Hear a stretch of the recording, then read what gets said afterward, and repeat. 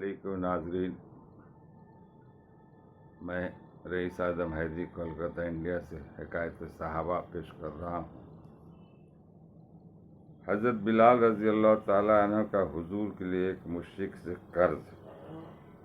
حضرت بلال رضی اللہ تعالیٰ عنہ کا حضور کے لیے ایک مشرک سے قرض۔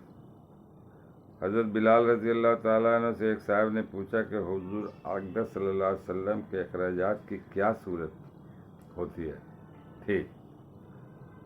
حضرت بلال رضی اللہ تعالیٰ نے فرمایا کہ حضور کے پاس کچھ جمع تو رہتا ہی نہیں تھا، یہ خدمت میرے سپرد تھی، کہ جس کی صورت یہ تھی کہ کوئی مسلمان بھوکا آتا تو حضور اقدس صلی اللہ علیہ وسلم مجھے ارشاد فرما دیتے، میں کہیں سے قرض لے کر اس کو کھانا کھلا دیتا۔ کوئی ننگا آتا تو مجھے ارشاد فرماتے دیتے، میں کسی سے قرض لے کر اس کو کپڑا بنا دیتا۔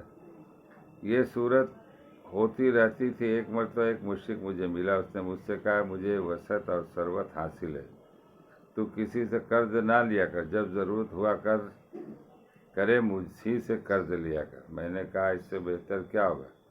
اس سے قرض لینا شروع کر دے، جب ارشاد عالی ہوتا اس سے قرض لے آیا کرتا اور ارشاد والا کی تعمیل کر دیتا۔ ایک مرتبہ میں وضو کر کے اذان کہنے کے لیے کھڑا ہی تھا کہ وہی مشرک ایک جماعت کے ساتھ ہے اور کہنے لگا، وہ حبشی۔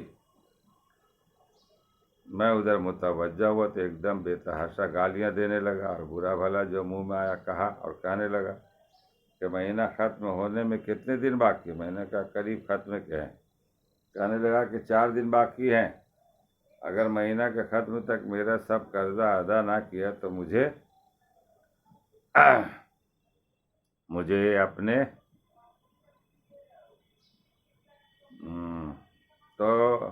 قرض ادا نہ کیا تو تجھے اپنے قرضہ میں غلام بناؤں گا اور اسی طرح بکریاں چراتا پھرے گا جیسا پہلے تھا۔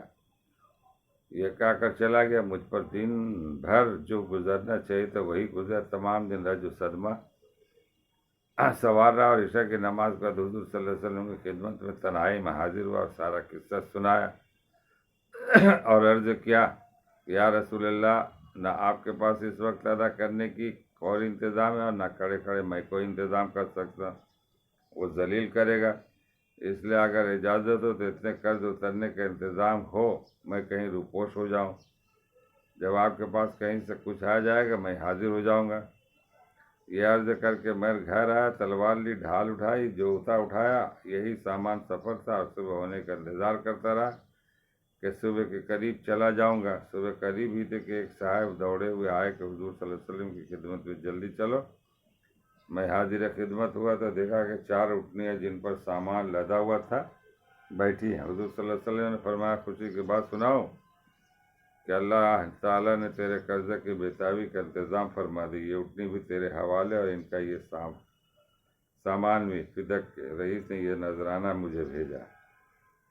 میں نے اللہ کا شکر ادا کیا اور خوشی خوشی ان کو لے کر گیا اور سارا قرضہ دے کر واپس آیا۔ حضور اقدس صلی اللہ علیہ وسلم نے اتنے میں مسجد میں انتظار فرماتے رہے۔ میں نے واپس آ کر عرض کیا، حضور اللہ کا شکر ہے کہ حق تعالیٰ نے سارے قرضے صاحب کو سبکدوش کر دیا اور کوئی چیز بھی قرضہ کی باقی نہیں رہی۔ حضور صلی اللہ علیہ وسلم نے دریافت فرمایا کہ سامان میں سے بھی کچھ باقی ہے؟ میں نے عرض کیا، جی ہاں کچھ باقی ہے۔ حضور صلی اللہ علیہ وسلم نے فرمایا کہ اسے بھی تقسیم ہی کر دے تاکہ مجھے راحت ہو جائے۔ میں گھر میں بھی اس وقت تک نہیں جاؤں گا جب تک یہ تقسیم نہ ہو جائے۔ تمام دن گزر جانے کے بعد عشاء کی نماز فراغت پر حضور صلی اللہ علیہ وسلم نے دریافت سے فرمایا کہ وہ بچا ہوا مال تقسیم ہو گیا یا نہیں؟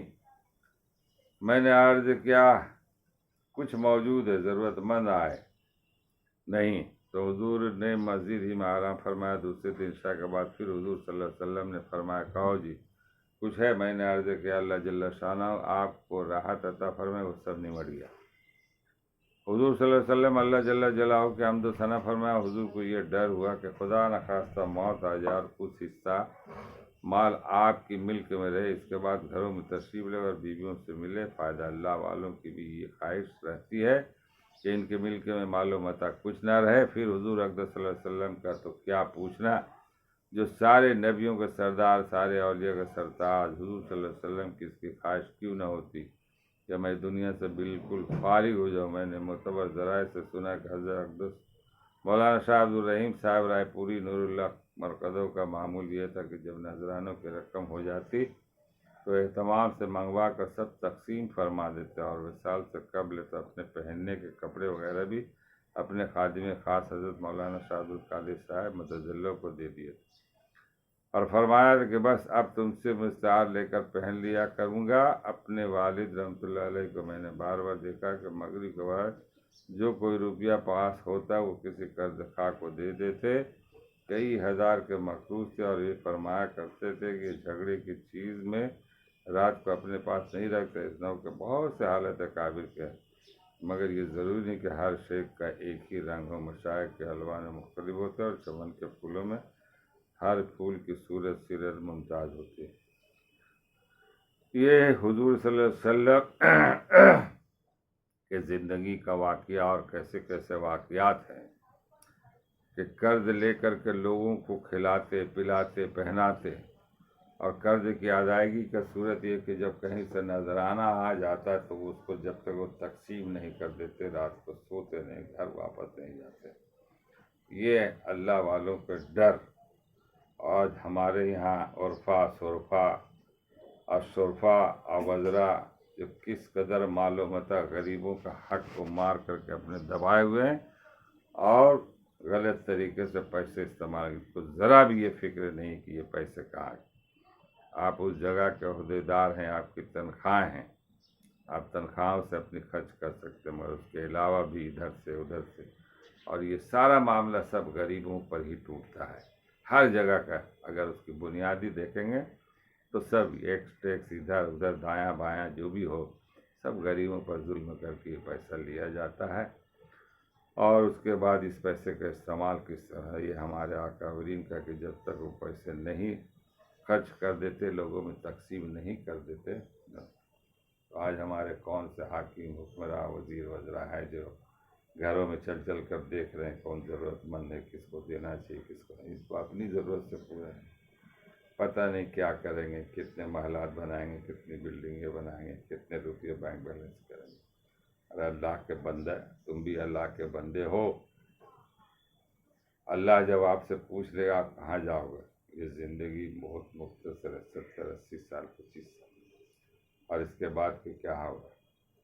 واقعات بھرے پڑے ہیں، نمرود شاہ فرعون اور صداد حامان سب کے قصے جو ہیں کوئی نہیں رہا، تو آپ کہاں سے رہو؟ سوچنے کی بات ہے، ذرا سوچو۔ تو یہ زندگی کو اس طرح سے گزارے کہ آپ صاف ستھرے ہو کر زندگی دنیا سے جائیں تاکہ اللہ آپ سے خوش ہو، آپ سے راضی ہو، اور آپ کو جنت وہ مقام عطا فرمائے۔ جنت کیا ہے؟ باغوں کا وہ جگہ ہے، ہر قسم کے پھل میوہ جات چیزیں ہیں وہاں، کھانے پینے کی آرام سے آرام چیزیں جو دائمی لائف ہوگی، آخرت کی فوری لائف ہوگی۔ اللہ ہمیں اور آپ کو بھی سمجھ عطا فرمائے اور عمل کرنے کی توفیق عطا فرمائے، آمین۔ السلام علیکم ورحمۃ اللہ۔